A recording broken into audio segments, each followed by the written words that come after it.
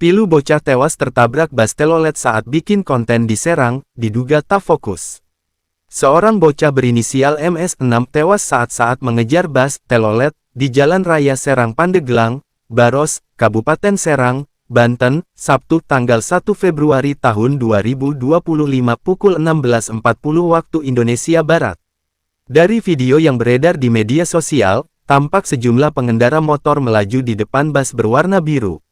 Mereka diduga sedang membuat konten video karena bocah yang dibonceng merekam bus yang sedang membunyikan klakson telolet secara terus-menerus menggunakan ponselnya. Namun, salah satu pengendara motor mengalami kecelakaan setelah menabrak tiang di pinggir jalan hingga terpental dan terlindas bus. Kanit Penegakan Hukum Gakum Polresta Serang Kota, Ibda Dedi Yuwanto, mengatakan, saat kejadian, korban yang dibonceng oleh rekannya AM16 melaju dari arah Pandeglang menuju Serang.